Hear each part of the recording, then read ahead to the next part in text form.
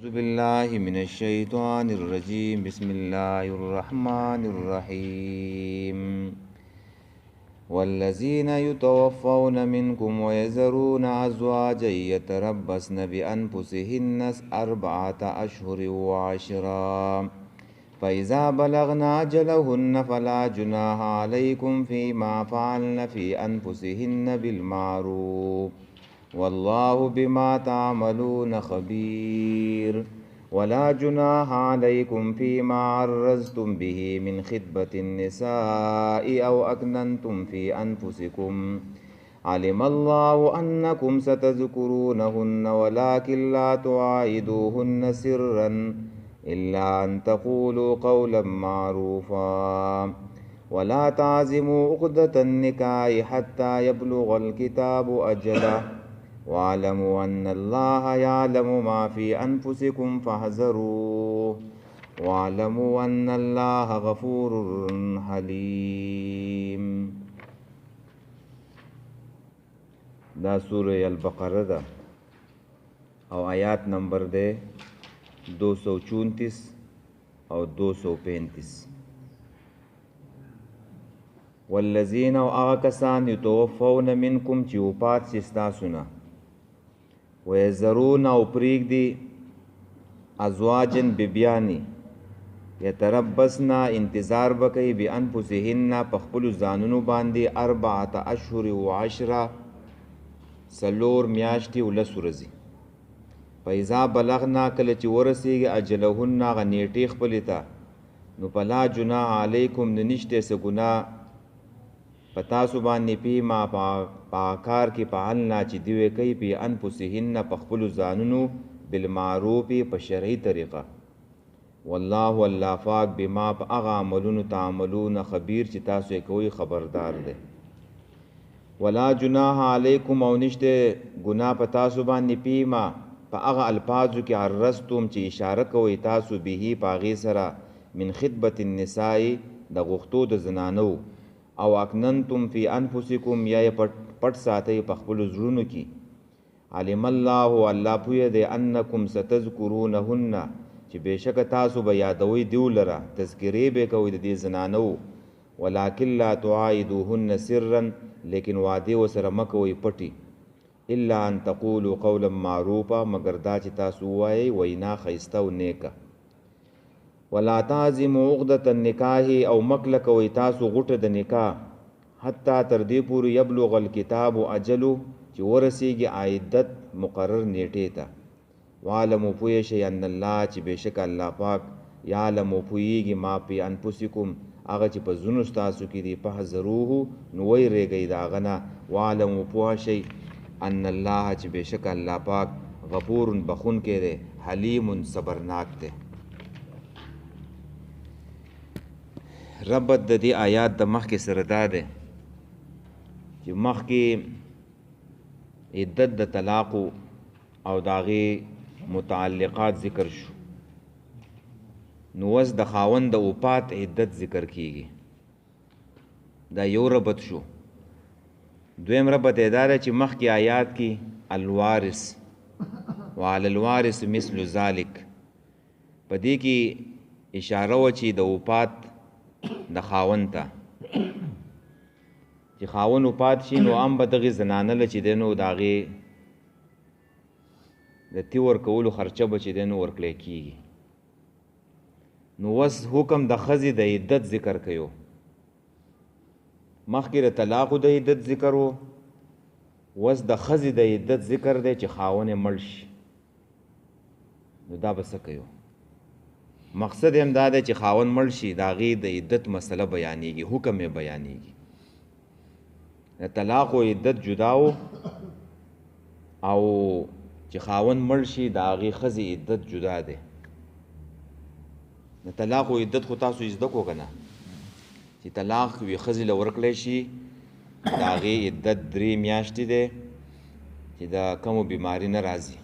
چې د کمو بیماري راځي نو د هغې عدت چې دی نو 3 بیماری دي او چې هغه زنانه چې په خېټه بچي نو د هغې عدت چې دی نو وضع د حمل ده.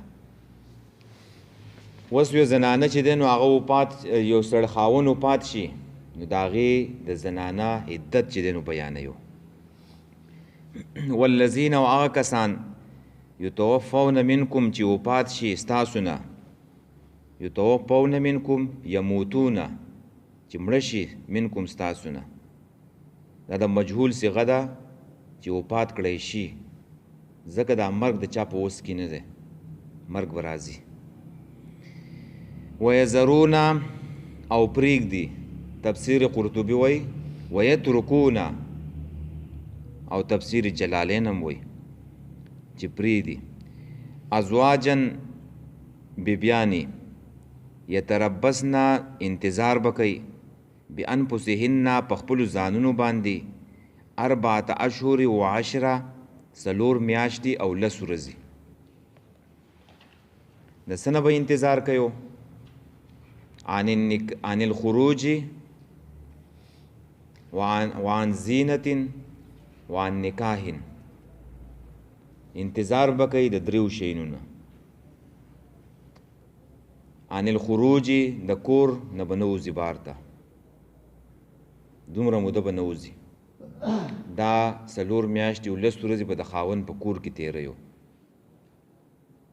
حج عمرې له به هم نه ځي په دې عدت په دوران کې عثمان رضی الله تعالی عنہ په دور کې هغه چې کله خلافت و نو څه زنانه حج عمرې له روانې شوې ذوالحلیفې ته رسېدل وې نو عثمان رضی الله تعالی عنہ خبر شو نو را واپس یې کړې چې عدت هم ختم شوی نه نو د هغې وخته پورې به نه ځئ بیا علما ویل دي چې د ضروري حاجت دپاره چې دی نو وتی شي په دې 4 میاشتې او 10 ورځو کې دننه د ضروري حاجت دپاره وتی شي مثال په طور ډاکټر دی بیمار ډاکټر لځي یا مړی وشو یا بیمار دی د پلار که ځي د هغې تپوس له خو د ورځې به ځي خو شپې له به واپس کور ته راځي د خاوند کور ته د ضروري حاجت دپاره وتی شي نور شپه و بل ځای کې نه کوي دا به د خاوند په دې کور کې تېروي د 4 میاشتې او 10 ورځې دویم دا دی چې عن زینت د زینت نه به انتظار کوي چې خاوند یې مړ شو نو دا زنانه نه ده دا به 4 میاشتې او 10 ورځې چې دی نو دا به زینت نه کوي نوي جامې چې دی نو هغه به نه اغوندي خوشبویي چې دی نو هغه به نه لګوي او نکریزي به چې دی نو هغه به نه لګوي سترګې به چې دی نو هغه به نه توروي میک اپ به چې دی نو هغه به نه کوي په دې 4 میاشتو او 10 ورځو کې دې نه به انتظار کوي او دریم چې دی عن النکاح د نکاح نه به انتظار کوي 4 میاشتې او 10 ورځو کې به نکاح کول حرام دي ناجایز دي حرام دي نکاح به د چا سره نه کوي او په دې کې دننه چې دی نو نه به نکاح کوي او نه به د نکاح وعده کوي وعده د چا سره وکړي چې ما او تا به نکاح کوو دا منع ده دا حرام دي دا مسله په دې آیات کې بیانېږي اوله مسله دا شو چې د کمې خاوند مړ شو نو دا ښځه به انتظار کوي 4 میاشتې او 10 ورځې دویمه مسله پکې دا ده چې د کمې زنانه چې دی نو حملي نو هغه به د هغې عدت چې دی نو وضع د حمل ده دا به سورې طلاق کې به راځي د هغې دپاره 4 میاشتې او 10 ورځې نه دي وضع د حمل وشو بچی پیدا شو که سبا پیدا شو که بل سبا و که 15 میاشتې و که 8 میاشتې و که 9 میاشتې دا به انتظار کوي بل نکاح به نه کوي په دې کې به زینت نه کوي او د کور نه به چې دی نو نه وځي نو دا پکې مسله ده فاذا بلغنا نو کله چې ورسیږي او دا ښځه او خاوند نه دي دا د دې معاشري اکایي ده اکایي بنیادي اکایي ده چې د دوی یو بنیادي تعلق دی د یو بل سره نو زنانه په دې باندې دومره غم کوي 4 میاشتې او 10 ورځې د خاوند په دې وفات باندې او صحیح حدیث کې راځي امام قرطبي نقل کړی دی نبی علیہ السلام فرمایلی دي چې د چا دپاره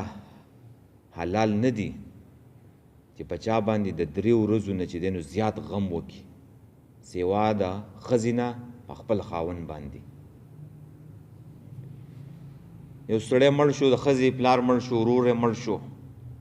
3 ورځې به چې دی نو شریعت وایي چې دا به غم وي.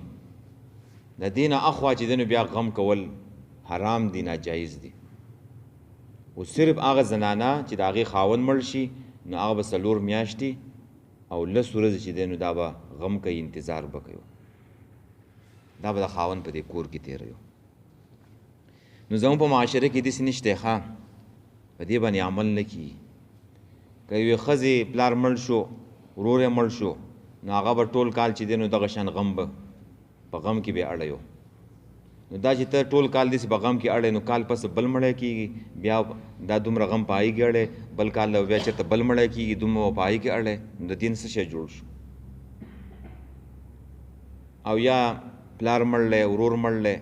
نو په اخترو کې بیا د هغې غم واپس بیا را تازه کوي. دا ناجایز دی، دا حرام دی. د 3 ورځو نه چې دی نو زیات غم نشته په اسلام کې. دا خلک په کم طرف روان دی؟ یا و شیعګانو دا ښځې خو یا د شیعګانو نه متاثر دي. شیعګان چې دی نو هغه د حسن و حسین رضی الله تعالی عنهما 1400 کاله وشو او هر کال په محرم کې چې دی نو وایي موږ غم را تازه کوو. دغه یو څو ورځې چې دی نو تورې جامې واغوندي او دا ځان وهي او روډونو ته چې دی نو راوځي. هلکه هغو شهیدان دي، د هغو غم څنګه کوې؟ هغو ته اوچته درجه میلاو ده. نو دغه یو څو ورځې دغه تېریو او هله ګلې شروع کړي او بیا چې دی نو اخوایي سم دی. نو دا کار ناروا دی، حرام دی، ناجایز دی. عام خلک چې څوک وفات شي په هغې باندې 3 ورځې سړی غم کولی شي. د هغې نه اخوا بیا زنانه پلار دی، ورور دی، دا مړ شو نو 3 ورځې غم دی. بیا به اخوا زنانه چې دی نو زینت کوي، زینت به کوي، بهر ته تلیم شي. ښه فاذا بلغنا نو کله چې ورسیږي. او په دې کې بیا حکمت دا ده چې دا 4 میاشتې اسلام ځکه مقرر کړلي چې په دې کې د دې ماشوم پته ولګي. په دې 4 میاشتو 10 ورځو کې حدیث کې راځي دا ماشوم چې جوړېږي په خېټه کې نو دا په 4 میاشتو کې جوړېږي. 4 میاشتې پوره شي دا جسم مکمل شي او بیا په دې 10 ورځو کې په دې کې روح واچولی شي، ژوندی شي په دې خېټه کې. او دا ولیکلی شي چې دا شقي دی او که دا سعید دی، د دې رزق ولیکلی شي، د دې اجل ولیکلی شي. نو اسلام ګوره د نسب ډېر حفاظت کوي، د نسب ډېر حفاظت کوي. اوس که دا په دې دوران کې دا ښځه نکاح کوي او ماشومي، د دې ماشوم نسب خو ګډوډ شو، د دې نسبت به چاته کېږي. نو ځکه اسلام وایي چې دا زنانه دې په دې کور باندې دا 4 میاشتې 10 ورځې تېرې کړي چې په خېټه صحیح چې د دې پته ولګي. بل ځای کې به نکاح نه کوي، په دې دوران کې دا ناجایز دی او حرام دی. او د زینت د نه کولو حکمت به دا وي چې کله زنانه زینت وکړي نو بیا خاوند ته توجه پیدا کیږي، شوق یې پیدا کیږي. او چې زنانه زینت وکړي او د نورو خلکو مته شوق او توجه چې دی نو پیدا کیږي. نو ځکه چې د نورو خلکو توجه دې ته پیدا نه شي چې دا 4 میاشتې به دا دغې ساده کپړو کې او خوشبویي او دا میک اپ وغیره به چې دی نو نه کوي، چې نه په خپله خاوند ته شوق پیدا شي او نه د نورو خلکو چې دی نو شوق دې ته چې دی نو پیدا شي. فاذا بلغنا پس کله چې ورسیږي اجلهن هغه نیټې خپلې ته، خپلې نیټې ته، نو پلا جناح نشته دی ګناه علیکم په تاسو باندې پیما په هغه څه کې فعلنا چې دا زنانې کوي پی انفسهن په ځانونو خپلو باندې بالمعروفې په ښه طریقه باندې، یعنې په شرعي طریقه باندې. دا اوس د دې ښځې اولیاو ته وایو. د دې ښځې خاوند خو مړ شو که نه، نو په دې کور کې سخر دی، لیور دی، دیو ته وایو چې په دې 4 میاشتو کې دننه او 10 ورځو کې دننه دا با د دې خبرو چې دی نو دې ته به تاسو ګورئ چې د دې نافرماني ونه شي. چې بل ځای کې نکاح ونه شي، زینت ونه کي، او د کور نه چې دی نو بهر چې دی نو لاړه نه شي، چېرته شپه ونه کي. او که 4 میاشتې دا نیټه مو پوره شولله، بیا که دیو په ځان باندې څه کوي د معروف طریقې مطابق، نو بیا کولی شي. په جایز طریقې سره زینت بیا کولی شي، زینت مراد دی، او په جایز طریقې سره نکاح کولی شي. که دیو بیا نکاح کوي او که زینت کوي نو بیا کولی شي. خو په دې 4 میاشتو کې 10 ورځو کې به نه به نکاح کوي او نه به زینت کوي. هغه حدیث ورته متوجه کا. حدیث دا ده چې هر سړی په تاسو کې مشر دی او د هغې نه به د هغې د مشرۍ تپوس کېږي. الا کلکم راین و کلکم مسئول عن رعیتی. چې زنانه نافرماني کوي او په عدت کې دننه چې دننه کور نه بهر وځي او زیب و زینت کوي د نورو خلکو سره چې دی نو هغه رابطې دي، نو د دې ذموار د اولیاء و مشران دي. نو د هغې نه به د هغې په باره کې بیا الله تپوس کوي. هر یو سړی په تاسو کې مشر دی، کور کې څه نافرماني کېږي، الله به د دې مشرانو نه تپوس کوي. ښه جي. او په دې کې په جاهلیت باندې چې دی نو ردم دی چې د جاهلیت په زمانه کې به د زنانه خاوند چې دی نو هغه وفات شو، نو بیا به ټول عمر چې دی نو هغه ښځه چې دی نو دغه شان ناسته وه، کونډه به چې دی نو هغه به ناسته وه، ځوړنده به وه، نه به چې دی نو ساتله صحیح، او نه به بل په نکاح باندې ورکوله. نو الله تعالی وویله چې دا بیا د دې عدت نه اخوا که بل ځای کې نکاح کوي نو کولی شي. زموږ په دې معاشره کې دا هم نشته، بس ناسته یو ښځه کونډه شوه ناسته به یو، څوک یې په نکاح نه ورکوي. نو دا کار چې دی نو هغه نه دی پکار. الله او رسول ډېر غیرتي دي. خلک وایي دا زموږ د غیرت خلاف ده چې اوس دا کونډه ښځه په بل ځای کې چې دی نو نکاح کوي. داسې نه ده پکار. ته د عمر رضی الله تعالی عنه نه غټ غیرتي، د عمر رضی الله تعالی عنه لور کونډه شوه، نو عمر رضی الله تعالی عنه لاړو په ابوبکر صدیق پسې رضی الله تعالی عنه، وایي زما لور د وتالی در کوم. نو ابوبکر رضی الله تعالی عنه خاموش شو، هېڅ یې ورته ونه ویله. عمر رضی الله تعالی عنه را واپس شو، لاړو په عثمان ابن عفان رضی الله تعالی عنه پسې. هغې ته وویله وایي زما لور د وتالی در کومه. نو هغه ورته وویله وایي زما بالحل حاجت نشته. نو عمر رضی الله تعالی عنه وویله وایي د عثمان رضی الله تعالی عنه نه خوشحاله شوم چې ستا ښکاره خبره یې وکړه. ابوبکر رضی الله تعالی عنه راته هېڅ ونه ویله، خاموش شو، زما ته ګیله پیدا شوه، یا وې کوم یا وې نه کومه. بیا وخت تیرېدو نو بیا نبی علیہ الصلوۃ والسلام هغه په نکاح کړله حفصه رضی الله تعالی عنها. نو ابوبکر صدیق بیا عمر رضی الله تعالی عنه ته ویلو وایي زه ځکه خاموش شوی وم چې د نبی علیہ السلام نه ما اورېدلو چې د حفصې تذکره کوله، نو ځکه زه خاموش شوی وم، ما ځکه تاله جواب نه و درکړی. نو ته غټ غیرتي که هغه ډېر غټ غیرتیانو چې زنانه ښه په حیا او په پرده کې وځي او بل ځای کې نکاح وشي، نو ښه خبره ده چې کور ناسته یو سبا دې څه ګناه وشي، نو بیا خو به الله ته رانیسي، هغې ذموار به بیا ته یې. دا ښه جایز طریقه ده، په دې کې هېڅ هم نشته. دا څه د غیرت خلاف خبره نه ده چې زنانه ښه ځای کې چې دی نو هغه نکاح وشي. نو بیا چې په دې 4 میاشتې 11 ورځې پوره شي، نو فلا جناح نشته څه ګناه علیکم په تاسو باندې فیما په هغه کار کې فعلنا چې کوئ فی انفسهن په ځانونو خپلو باندې دا زنانه بالمعروف د شرع مطابق په جایز طریقه باندې میک اپ کوي، زینت کوي، یا په بل ځای کې نکاح کوي، نو کولی شي. والله الله پاک بما په هغه عملونو تعملون چې تاسو یې کوئ خبیر خبردار دی. عالم بباطنه کالظاهرة، الله تعالی ستاسو په باطن باندې په زړونو کې هم څه دي د هغې نه خبر دی، او په ظاهره کې چې څه کوئ الله تعالی د هغې نه خبر دی. ولا جناح علیکم فیما عرضتم د دې آیات د مخکې سره ربط دا دی چې مخکې عدت د طلاق او اوس په دغې آیات کې عدت د وفات ذکر شو، نو اوس حکم د خطبې بیانوي د نکاح د تړلو په حالت د عدت کې، اوس په دې کې دا بیانېږي. دویم دا ده چې مخکې آیات کې وفرمایل چې وروستو د عدت نه دا زنانه معروف کار کولی شي، د ښځې دپاره جایز دی. نو اوس په دې کې دا ذکر کوي چې په وخت د عدت کې ګوره نکاح کول حرام دی، نکاح کول حرام دی. مقصد د دې آیات دا دی چې د عدت په دوران کې په دې 4 میاشتو 10 ورځو کې د دې زنانه سره نکاح کول حرام دي، څوک به نکاح نه کوي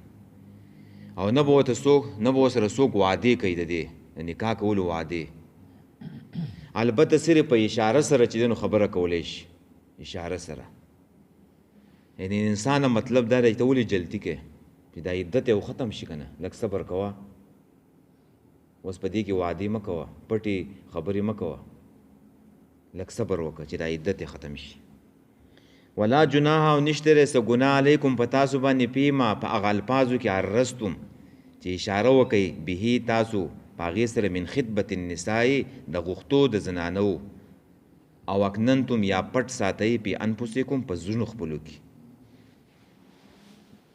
دا هغه زنانه یادوي چې د هغوی خاوندان وفات شي، او مثلا انسان هغې زنانه ته ووایي په اشاره سره چې نیت یې د نکاح یې ګورئ، هسې د پردو زنانو سره ګپونه لګول دا حرام دي، ناجایز دي. خو که ستا نیت د نکاح او داسې ته ووایي اشاره وکړي انک جمیلتون ته ډېره ښایسته یې، یا زما د نکاح اراده ده داسې ورته ووایې، دا مې اشاره ده. یا داسې ستا په شانته کې دینداره ښځه زما خوښه ده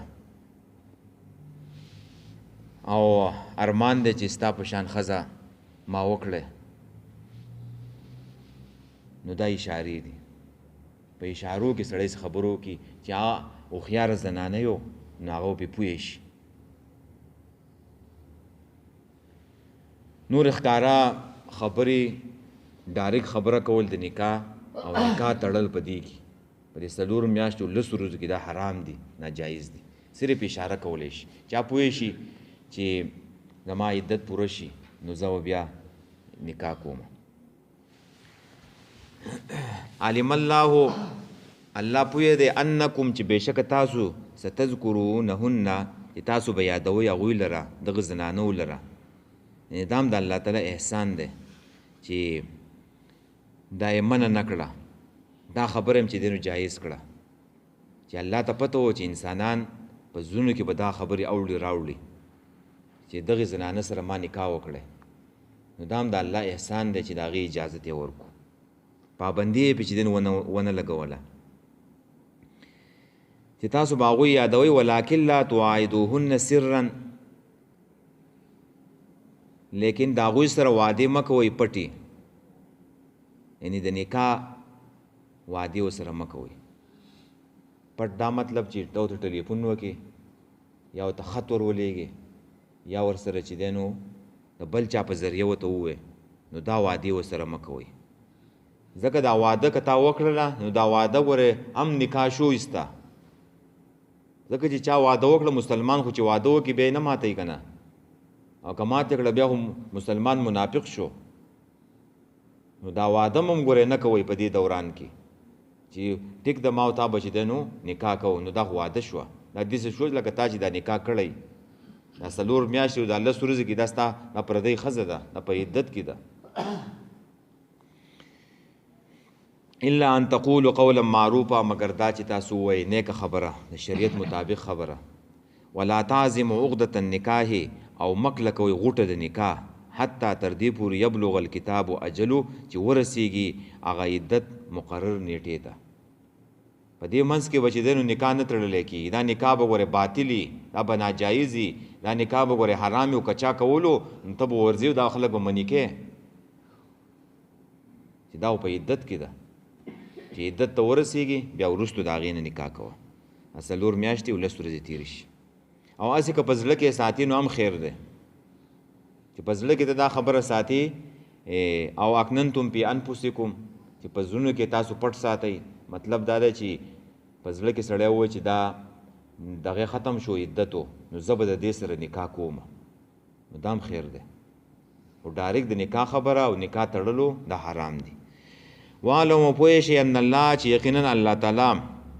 یعلم پوه دی ما په هغه څه فی انفسکم چې ستاسو په زړونو کې دي فاحذروه نو ویریږئ د دې الله نه ځان وساتئ الله د احکامو د نافرمانۍ نه وعلموا پوه شئ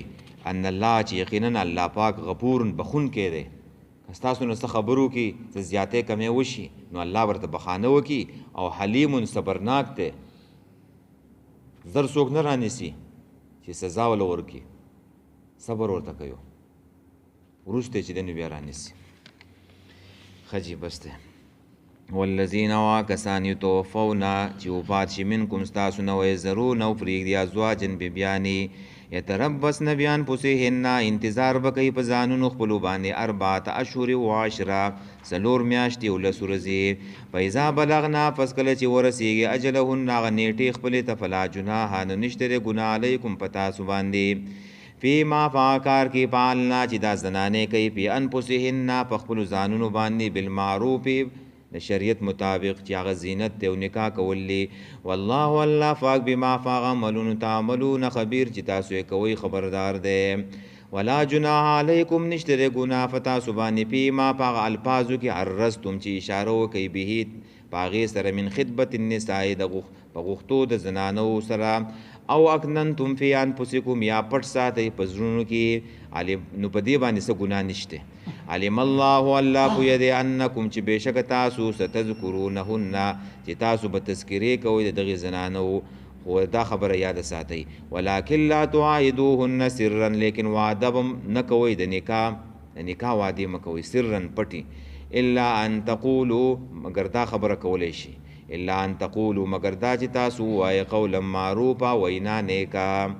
ولا تعزموا عقدة النکاح او تاسو مکله کوئ غوټه د نکاح حتی تر دې پورې یبلغ الکتاب اجلو چې ورسیږي عدت مقرر ته وعلموا پوه شئ ان الله چې بېشکه الله پاک یعلمو پوهیږي ما په هغه څه فی انفسکم چې په زړونو ستاسو کې دي فاحذروه نو ویریږئ د دې الله نه وعلموا پوه شئ ان الله چې بېشکه الله پاک غفور بخونکی دی حلیم صبرناک دی